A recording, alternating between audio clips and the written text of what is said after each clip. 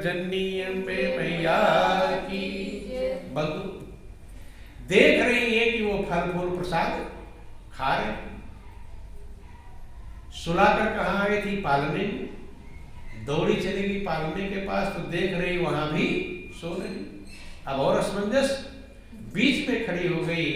इधर देखती है फल फूल प्रसाद खा रहे हैं और उधर देखती है पालने में भी यहाँ वहां दुई बालक देखा। मति भ्रम मोर के आगे से व्याकुल हो गई, भ्रमित हो गई। आप ही का बालक तो दिखाई पड़े, झंझट हो जाएगी। बंधु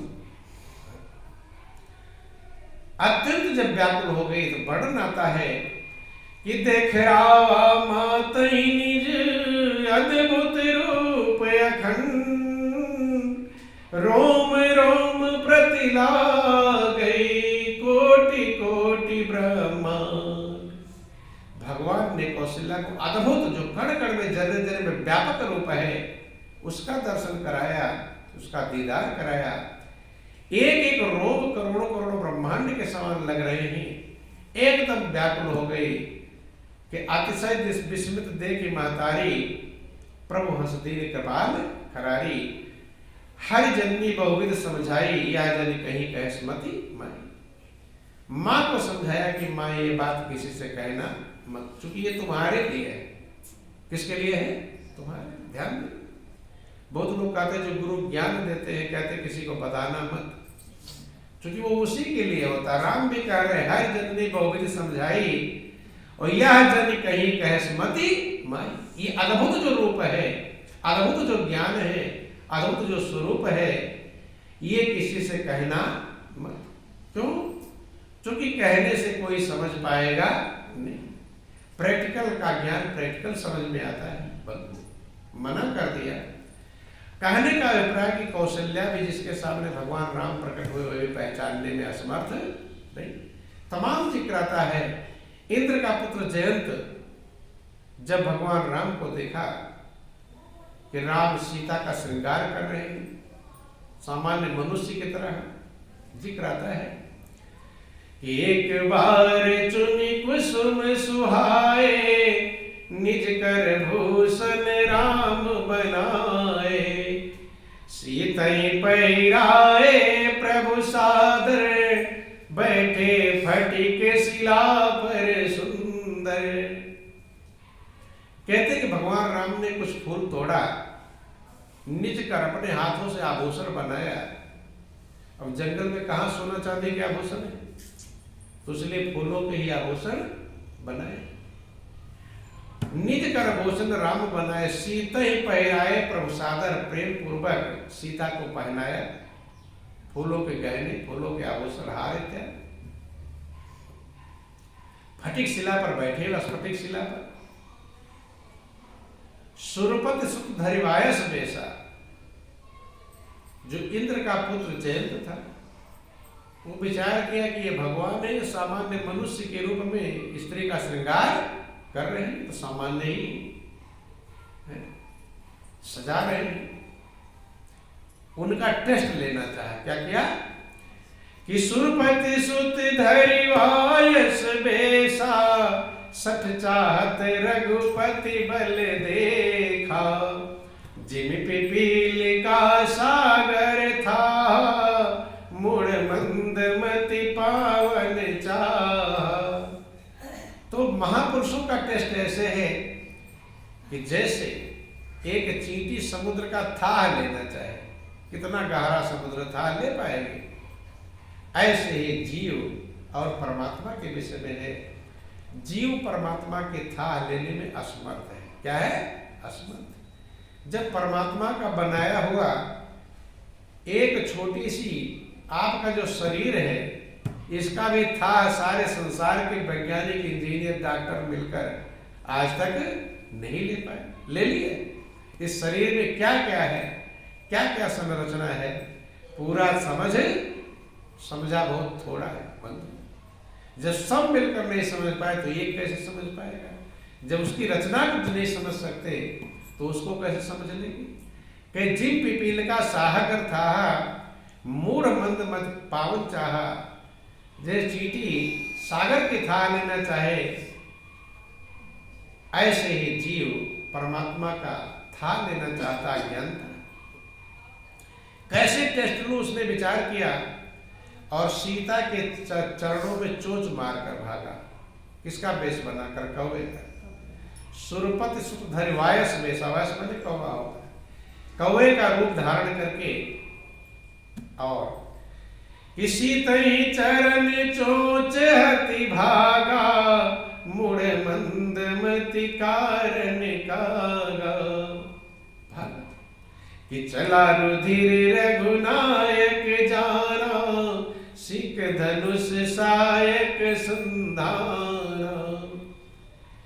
जब खून बहने लगा सीता के चरणों में से, तो भगवान राम ने एक सींग का, पतले सींग का बाण बनाया और धनुष पर चढ़ाया। अब वो भागा। जब बाण भागा, सब जगह पर दौड़ा। ब्रह्मधाम शिवपुर सब लोका, व्याकुल भयो श्रमित भय शोका।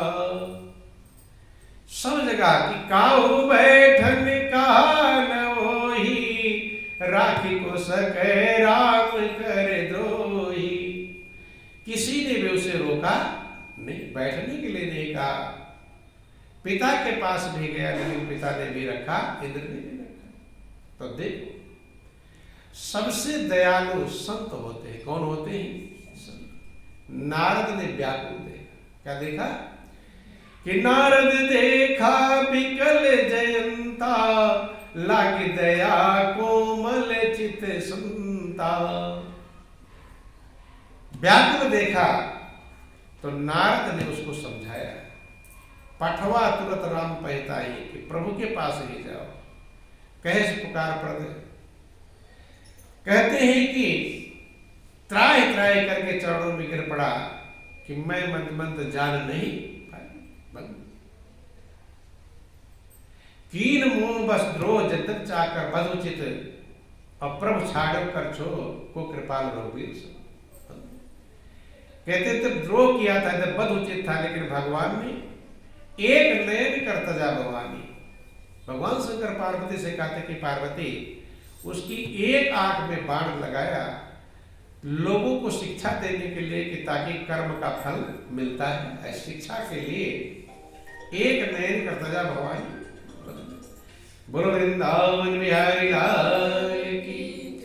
अर्थात जो देवताओं के राजा इंद्र हैं, उनका बेटा जयंत भी भगवान को पहचान नहीं पाया। तमाम लोगों का जिक्र करता है, अर्जुन भी कृष्ण को नहीं पहचान पाए बंधु। और हनुमान तो भक्तराज कहलाते हैं। क्या कहलाते हैं? भक्तों के राजा। लेकिन हनुमान भी भगवान राम को एक बार पहचानने में असमर्थ। वो प्रसंग आप लोग कभी सुनते हैं? थोड़ा सा वृंदावन बिहारी लाल की। जब सीता का हरण हो गया था, राम लक्ष्मण सीता की खोज कर रहे थे, और सबरी के आश्रम से जब आगे बढ़ते हैं तो ऋष्यमुख पर्वत पड़ता है। क्या पड़ता है?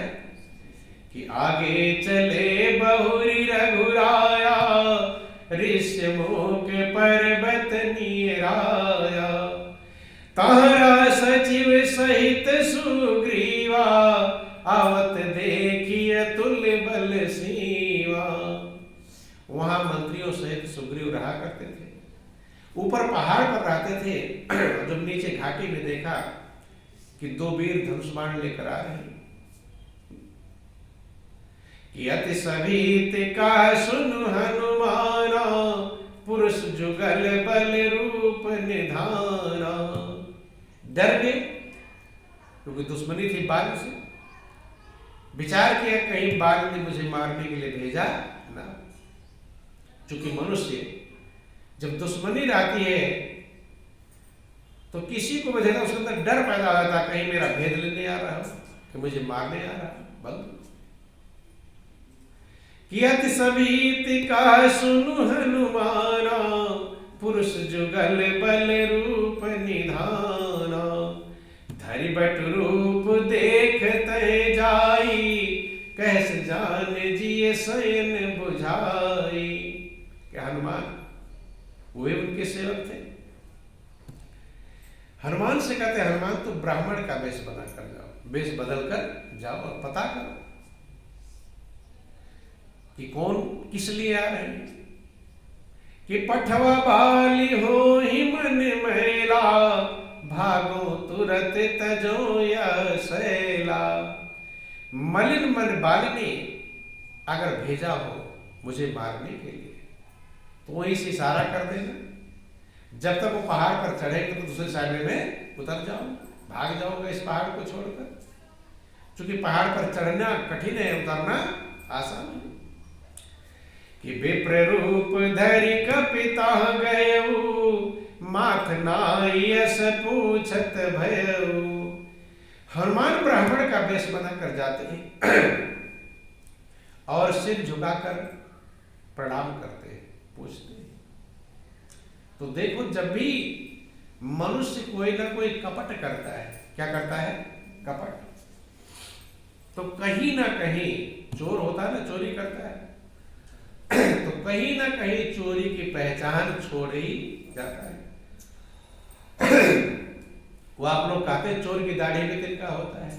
चूंकि ऊपर से आप कपट कर रहे हैं, अंदर में तो रहता है, तो अंदर में वो रहेगा तो सच्चाई दिखाई पड़ती है बंधु।